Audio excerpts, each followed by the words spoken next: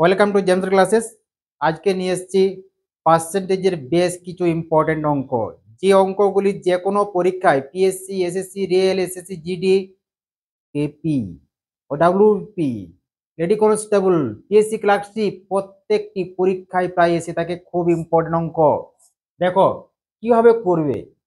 কি আছে অঙ্কটি না, একটি মিশ্রণে লবণের পরিমাণ 12%। 25 কেজি জল বাষ্পীভূত হলে মিশ্রণে লবণের পরিমাণ হয় 17%। তবে প্রকৃত মিশ্রণের পরিমাণ কত? দেখে নাও, একটু শিখে নিলে 10 সেকেন্ডের মধ্যে করতে পারবে। কিভাবে করবে তাহলে, মনে করি মিশ্রণটা হচ্ছে কত, প্রকৃত মিশ্রণটা হচ্ছে এক্স। প্রকৃত মিশ্রণ হচ্ছে এক্স। এই এক্স এর 12% কি আছে না, লবণ আছে। দেখো, যদি জল বাষ্পীভূত হয় না, লবণের পরিমাণটা কিন্তু একই থাকে। জল বাষ্পীভূত হয়ে গেলে লবণ কিন্তু বাষ্পীভূত হয় না, লবণের পরিমাণ ফিক্সড।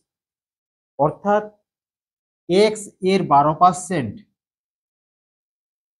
সমান কি হবে না, মিশ্রণটা কমে গেল। কত কমলো? 25 কেজি কমে গেল। আমার ছিল প্রথমে এক্স, এক্স কেজি ছিল মিশ্রণটা, সেখান থেকে 25 কিলো কমে গেল, অর্থাৎ x-25 গুণিত, তখন লবণ কত হলো না, লবণ হলো 17%, 17%, গুণিত তাহলে 17/100, এই দুটো সমান। কারণ লবণের পরিমাণ ফিক্সড। বাষ্পীভূত যখন হচ্ছে, জল বাষ্পীভূত হচ্ছে, জলটা, লবণ কিন্তু আমার পরিমাণটা একই আছে। তাহলে প্রথম ক্ষেত্রে যে মিশ্রণ ছিল আমার এক্স, এক্স এর 12% যা হবে, তার পরবর্তীকালে যেহেতু 25 কেজি জল বাষ্পীভূত করা হলো, এই 25 এর মধ্যে শুধুমাত্র জলটাই গেছে, সেখানে কিন্তু লবণ যায়নি। তাহলে এই x-25 এর 17% এটা সমান হয়ে গেল। এখন 100 100 কেটে দিবে, তাহলে কত হচ্ছে না, 12x সমান হচ্ছে 17x মাইনাস 25 × 17। তাহলে এদিকটা কত হচ্ছে, এদিকটা হচ্ছে 25 গুণিত 17 সমান হচ্ছে, ডান দিকে চলে গেল 5x। তাহলে x সমান কি হচ্ছে, ওর এখান থেকে আমরা লিখতে পারি x সমান 25 গুণিত 17/5, 5 5 25, 17 5 কত হচ্ছে আমার 85। আমার উত্তর হয়ে গেল 85 কেজি, আমার উত্তর হয়ে গেল 85, 85 উত্তর হয়ে গেল আমার।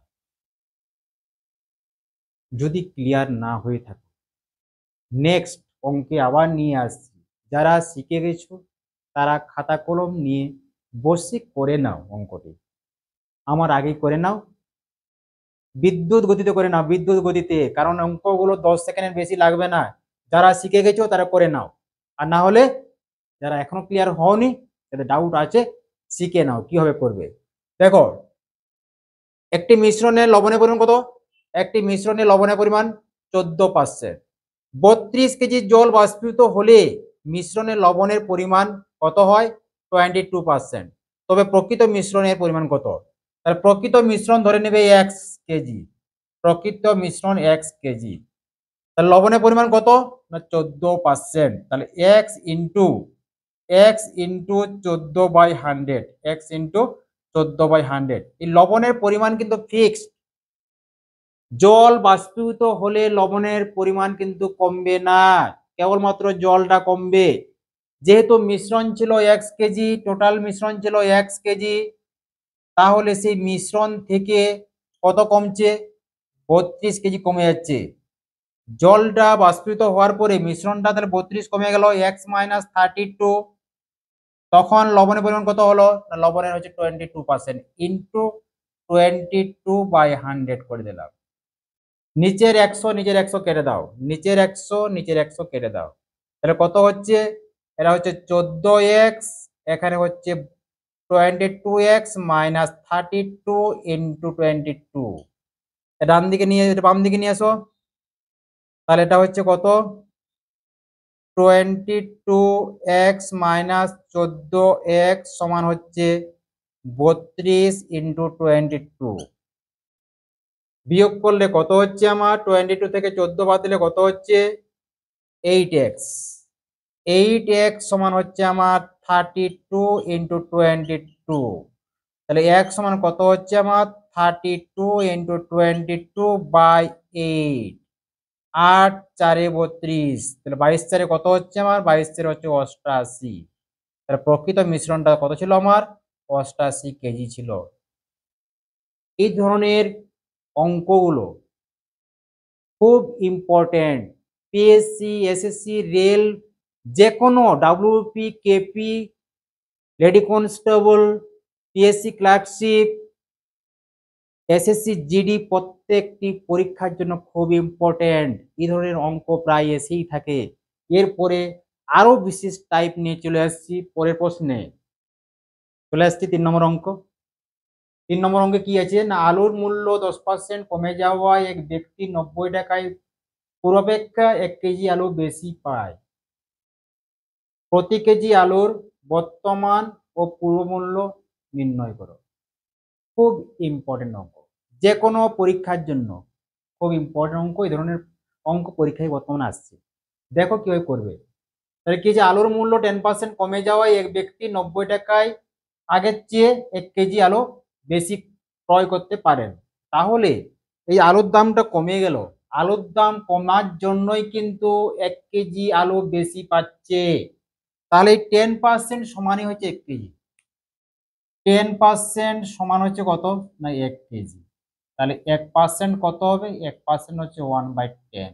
আর 100% কত হবে? 100% সমান হচ্ছে 1/10 into 100। 10 10 A 100, that is equal to 10 KG. তাহলে বর্তমানে কত পাচ্ছি না, বর্তমানে 10 কেজি পাচ্ছি। 10 কেজি আলু পাচ্ছি বর্তমানে, 10 কেজি আলু পাচ্ছি বর্তমানে। বর্তমানে আমরা 10 কেজি আলু পাচ্ছি। ক টাকায় পাচ্ছি? 90 টাকায়। তাহলে 90 টাকায় পাচ্ছি 10 কিলো। তাহলে বর্তমানে 10 কিলো আলুর দাম হচ্ছে কত? 10 কিলো আলুর দাম হচ্ছে 90 টাকা। 10 কিলো আলুর দাম কত? 90 টাকা। 10 কিলো আলুর দাম, 10 কেজি আলুর দাম যদি 90 টাকা হয়, 1 কিলো আলুর দাম কত হবে? 90/10, দ্যাট ইজ ইকুয়াল টু 10 টাকা। 10 9 90, 10 9 10 9 90, দ্যাট ইজ ইকুয়াল টু 9 টাকা। তার বর্তমান হচ্ছে মূল্য হচ্ছে 9 টাকা পার কেজি আলু। 9 টাকা পার কেজি, এটা হচ্ছে বর্তমান পেয়ে গেলাম। বর্তমান। আর কি ছিল? পূর্ব মূল্য নির্ণয় করো। তো পূর্ব মূল্য, বর্তমানে যদি আমরা 10 কেজি আলু পাই, তাহলে আগে পেতাম কত? আগে আমরা কম পেতাম, এখন আমরা 1 কেজি বেশি পাচ্ছি। এখন আমি 10 কেজি পাচ্ছি মানে 1 কেজি বেশি পাচ্ছি। তাহলে আগে, পূর্বে কি করতাম না, পূর্বে আমরা পেতাম কত না, পূর্বে পেতাম 10 minus 1, that is equal to 9 KG. এই 9 কেজি কিনতাম কত টাকা দিয়ে? 90 টাকা দিয়ে। তাহলে 1 কেজির দাম কত হবে? 90/9, 9 10 এ 90, দ্যাট ইজ ইকুয়াল টু 10 টাকা। 10 টাকা পার কেজি। 10 টাকা পার কেজি, এটা আগে মূল্য ছিল। আগের মূল্য হচ্ছে 10 টাকা পার কেজি, আর বর্তমান মূল্য কত? 9 টাকা পার কেজি আলুর দাম। এরপরে চলে আসো 4 নম্বর অঙ্কে। 4 নম্বর অঙ্ক সে একই অঙ্ক দেওয়া আছে, একই টাইপের অঙ্ক দেওয়া আছে। যারা বুঝে গেছো তারা করে নাও, আর যারা বুঝতে পারোনি, এখনো ক্লিয়ার হয়নি, তারা ক্লিয়ার হয়ে নাও। কি আছে? চিনির মূল্য 20% কমে যাওয়ায় 600 টাকায় 5 কেজি চিনি বেশি পাওয়া যায়। তাহলে এই যে 5 কেজি চিনি বেশি পাওয়া যাচ্ছে কেন না, 20% কমার জন্য দামটা। এই 20% সমান হচ্ছে 5 কেজি। 20% সমানই হচ্ছে কত আমার?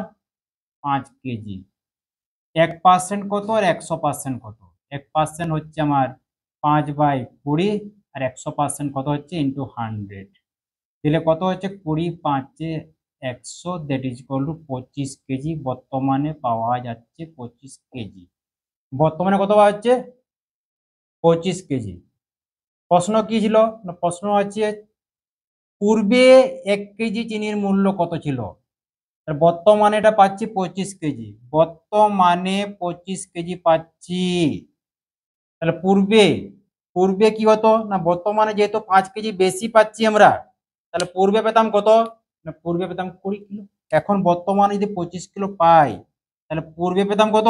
না পূর্বে পেতাম, এখন 5 কিলো চিনি আমি বেশি পাচ্ছি, অর্থাৎ 25-এর মধ্যে আমার 5 বেশি আছে, 5 কমিয়ে দিলে কত হবে? 25 minus 5 that is equal to 20। 20 কেজির দাম কত ছিল? সেই 600 টাকা। তাহলে 1 কেজির দাম কত? না 1 কেজির দাম হবে 600 বাই কত? না 20, সমান হচ্ছে 30 টাকা পার কেজি। 30 টাকা পার কেজি, 30 টাকা পার কেজি। এরপরে দেখো খুব ইম্পর্টেন্ট একটি অঙ্ক, যেটা ইদানিং পরীক্ষায় প্রচুর পরিমাণে আসছে, বিশেষ করে পিএসসির পরীক্ষায়, তারপরে এসএসসি পরীক্ষায়, রেলের পরীক্ষায়, এছাড়াও ডাব্লিউপি, কেপি, রেল প্রত্যেকটি পরীক্ষায় এই ধরনের অঙ্ক একটা দিচ্ছে। খুব একটি ইম্পর্টেন্ট অঙ্ক। আর যারা যারা এখনো পর্যন্ত লাইক করোনি, একটু লাইক দিয়ে দাও। আর সবাই কিন্তু সাবস্ক্রাইব করে নেবে, যারা নতুন অবশ্যই করবে। এই ধরনের ভিডিও পাওয়ার জন্য, প্রতিনিয়ত এই ধরনের ভিডিও পাওয়ার জন্য চ্যানেলটি ফলো করতে থাকো, তোমাদের সাকসেস অবশ্যই আসবে, অবশ্যই সাকসেস পাবেই পাবে। খালি চ্যানেলটিকে ফলো করে যাও, চ্যাপ্টার বাই চ্যাপ্টার আমি করিয়ে যাব। খুব গুরুত্বপূর্ণ অঙ্কগুলো নিয়ে আসছি বর্তমানে, সেই অঙ্কগুলো দেখে নাও, শিখে নাও। দেখো কি আছে, পরীক্ষায় 5 নম্বর কত? 36%। পরীক্ষায় 5 নম্বর 36%। এক ছাত্র 190 নম্বর পেয়ে 35 নম্বরের জন্য ফেল করলো, পরীক্ষায় মোট নম্বর কত? তাহলে যখন 190 পাচ্ছে, 190 নাম্বার পেয়েও 35 নম্বরের জন্য ফেল করছে, তাহলে পাস মার্ক কত? না পাস মার্ক হচ্ছে 190 এর সঙ্গে 35 যদি পেতো আরো, তাহলে পাস করতো। তাহলে 5 9 3 12 2 একে 225, তাহলে 225 হচ্ছে পাস মার্ক। নম্বর হচ্ছে 225, আর পার্সেন্টেজে কত বলছে আমার? পার্সেন্টেজে বলছে 36%। তাহলে এই 36% সমানই হচ্ছে আমার কত? 225। 1% কত আর মোট, অর্থাৎ 100% কত হবে? 100% কত হবে? তাহলে 225 বাই 36 গুণিত 100, তাহলে কত হচ্ছে? কাটাকাটি করে নাও একটু। 4 9 36, 4 25 100, 9 25 225, তাহলে 25 25 কত হচ্ছে আমার? 625 আমার অ্যান্সার হয়ে গেল। 625 আমার অ্যান্সার হয়ে গেল। এই ধরনের ভিডিও পাওয়ার জন্য অবশ্যই চ্যানেলটিকে সাবস্ক্রাইব করে রাখো। আর সবাইকে ভিডিওটি দেখার জন্য সবাইকে ধন্যবাদ।